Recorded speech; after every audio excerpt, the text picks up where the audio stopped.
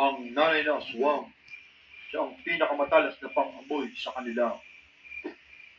Ang tatay na aswang, ito naman ang pinakamalakas dahil sa talas ng mga ngipin nito. Ang bunsong aswang, siya ang pinakamaangot at pinakamalibag. Hoy, anong malibag at mahot? Ay, sorry, siya pala ang pinakamabilis sa kanilang tatlo. Teka tay, bakit mukha kang type na nauna, no? Palo, kung bata ka. Ikaw nga, mukha kang uling na malaki. Huwag na kayong maghasaran dyan. Tay, nagugutom na ako. Sige, anak. Ako muna ang aalis. May naamoy akong pagkain. Pandaron. Nako, yari, nag-transform na si nanay.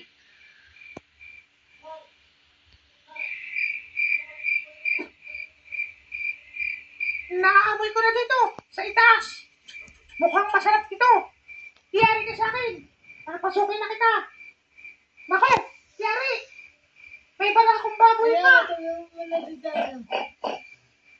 Hoy, anong ginagawa mo dito sa ilalim? Wala, nagpapahinga lang.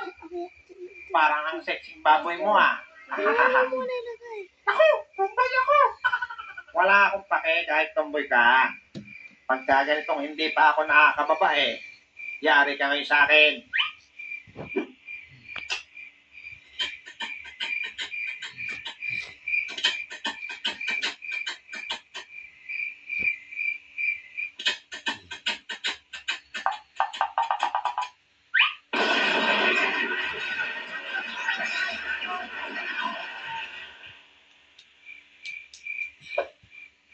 Anong nangyari sa'yo, nay? Naku, anak. Hindi ko alam. May bala akong baboy pala ron. Ayun, yari. Binabahan ako. Hindi mo naamoy na may barakong baboy doon. May sipon ako.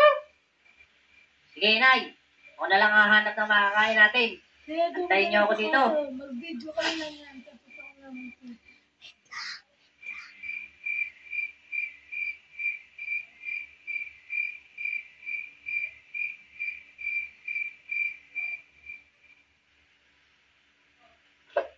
Dito na lang siguro ako mag-aantay ng mabibiktima ko.